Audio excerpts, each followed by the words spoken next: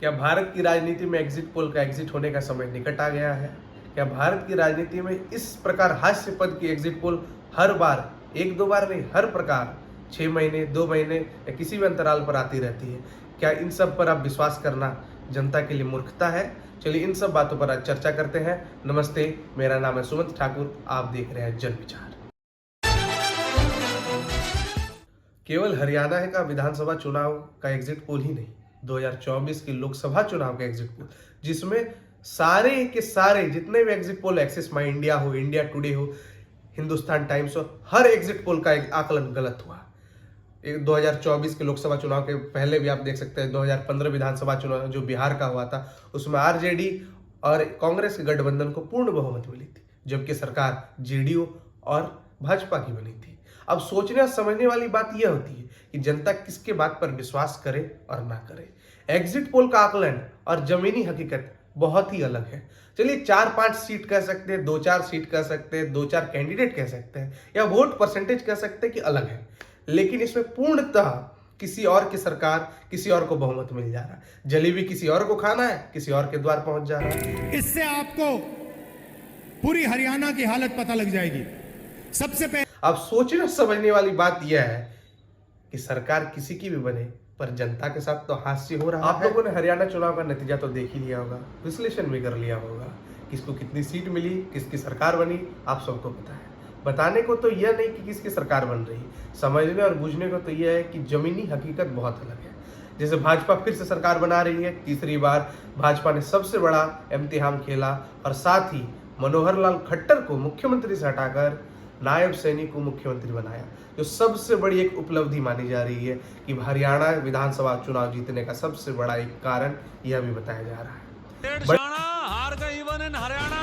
कांग्रेस ने किया तौबा तौबा तौबा तौबा, हमारा सीएम होगा होगा होगा होगा हो।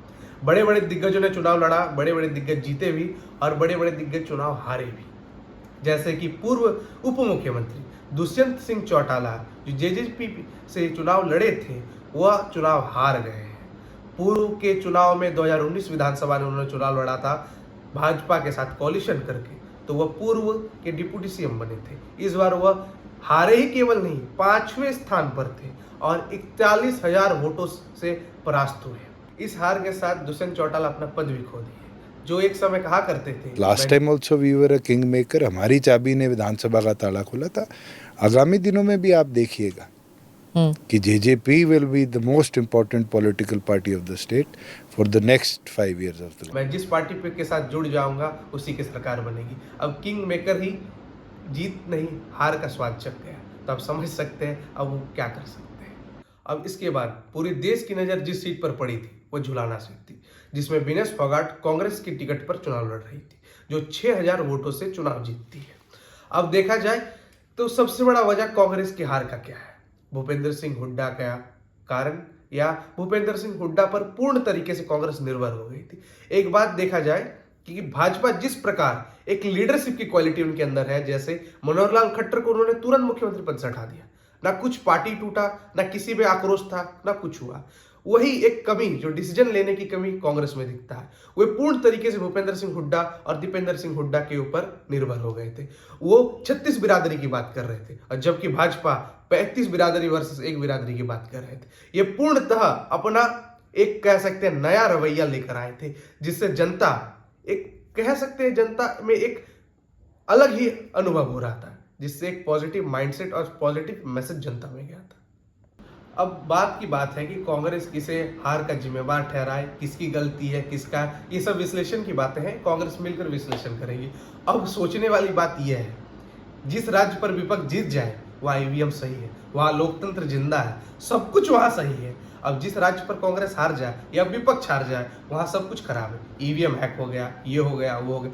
अब हरियाणा के साथ साथ जम्मू कश्मीर में भी चुनाव हुए, जम्मू कश्मीर का भी विधानसभा का चुनाव का नतीजा आया, वहाँ जम्मू कश्मीर में कांग्रेस और एनसी ने मिलकर सरकार बनाई, मिलकर मतदान हुए, सब कुछ सही हुआ, वहाँ लोकतंत्र जीत गया। लेकिन हरियाणा में लोकतंत्र हार गई। 2024 के लोकतंत्र चुनाव में लोकतंत्र जीत गई, लेकिन विपक्ष का एक सबसे गलत रवैया है, जहां जीतती है वहां संविधान बच जाता है, जहां हारती है वहां संविधान खतरे में। 2019 हरियाणा विधानसभा चुनाव के नतीजे और 2024 हरियाणा विधानसभा के चुनाव के नतीजे में बस फर्क इतना है, दोनों पार्टी सीटों की बढ़ोतरी हुई, पर सीट किसके गए? जेजेपी ध्वस्त हो गई, जेजेपी एक भी सीट जीत नहीं पाई, जबकि भाजपा 7 सीटें ज्यादा जीती, कांग्रेस भी 7 सीटें ज्यादा जीती। अब सोचने और समझने वाली बात यह है कि जेजेपी का अस्तित्व क्या हरियाणा में समाप्त हो गया? क्या भूपेंद्र सिंह हुड्डा का राजनीतिक करियर इसी के साथ समाप्त हो गया? ये तो भविष्य में पता ही चल जाएगा, तब तक के लिए इंतजार करते हैं। हरियाणा के साथ साथ विधानसभा का चुनाव जम्मू कश्मीर में हुआ। जम्मू कश्मीर का चुनाव बहुत ही इम्पोर्टेंट था, क्योंकि 370 हटने के बाद पहली बार वहाँ विधानसभा का चुनाव हुआ, जिसमें उमर अब्दुल्ला की पार्टी नेशनल कॉन्फ्रेंस सबसे बड़ी पार्टी बनकर आई, जो कांग्रेस के साथ कोलिशन में थी। इसके साथ साथ देखा जाए तो उमर अब्दुल्ला वहाँ के मुख्यमंत्री बन रहे हैं।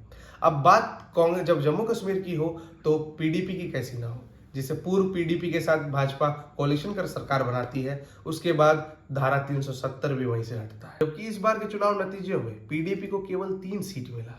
और सोचने वाली बात यह है, जो आम आदमी पार्टी हरियाणा और जम्मू कश्मीर दोनों राज्य पर चुनाव लड़ी थी, हरियाणा के रिजल्ट में उन्हें 90 में 89 सीट पर उनके जमानत जब्त हो गए और जम्मू कश्मीर में 1 सीट उन्होंने जीती है। ये बहुत बड़ी उपलब्धि है उनके लिए। जम्मू कश्मीर के नतीजों में भाजपा को 29 सीट मिलती है और कांग्रेस को 6 सीट मिलती है। कांग्रेस के 6 सीट में 5 कश्मीर रीजन की सीट रहती है और 1 जम्मू रीजन की सीट रहती है। अब सोचने वाली बात यह है कि भाजपा को जो 29 सीट मिली है, 29 की 29 सीट जम्मू रीजन से, जहां एक हिंदू कम्युनिटी सबसे ज्यादा रहती है और कश्मीर में मुस्लिम कम्युनिटी ज्यादा रहती है, जबकि मुस्लिम कम्युनिटी में भाजपा एक भी सीट जीत नहीं पाई। मतलब इसका अंदाजा क्लियर है, हम क्लियर कह सकते हैं कि आज भी किसी विशेष समुदाय भाजपा को वोट नहीं करती है। और जो 1 सीट जम्मू में कांग्रेस के कैंडिडेट जीते वो गुलाम अहमद मीर, जो झारखंड के चुनाव प्रभारी हैं, जो 47,000 वोटों से जम्मू रीजन से जीता है।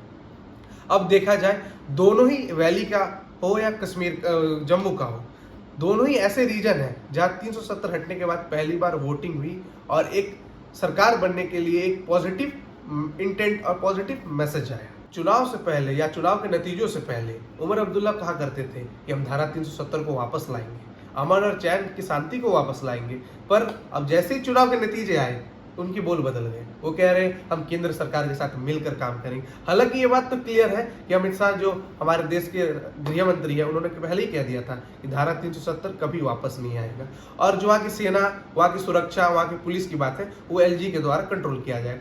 हम यह भी कह सकते हैं कि मुख्यमंत्री से ज्यादा पावर एलजी को वहां मिलेगा, क्योंकि वो केंद्र शासित राज्य है।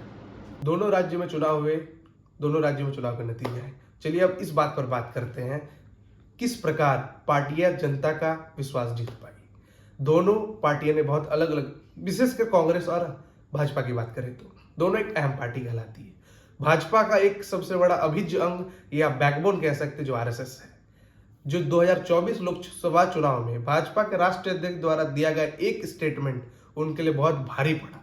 कह सकते हैं 40-50 सीट का एक नुकसान हो। उन्होंने सिर्फ एक स्टेटमेंट कहा था, भाजपा आरएसएस से अलग है, भाजपा को आरएसएस से कोई मतलब नहीं। जबकि हरियाणा चुनाव के नतीजों के बाद हरियाणा चुनाव में जो एग्जिट पोल आया था, जिसमें भाजपा बुरी तरीके से हार रही थी, जब नतीजे आए तो भाजपा पूर्ण तरह सरकार बनाई और इसका विश्लेषण करने के बाद यह पता चलता है कि 3 महीने के अंतराल में आरएसएस ने कुल 16,000 के करीबन सभा हरियाणा में की थी। इसका मतलब आप जान सकते हैं कि आरएसएस के बिना भाजपा का कोई अस्तित्व भारतीय राजनीति में नहीं है। और एक बात, जम्मू कश्मीर में धारा 370 हटने के बाद कश्मीर रीजन में भाजपा एक भी सीट नहीं जीत पाई। इसका आप समझ सकते हैं भाजपा कितना भी कुछ काम कर ले, एक विशेष समुदाय, एक विशेष वर्ग के व्यक्ति भाजपा को कभी वोट नहीं करेंगे।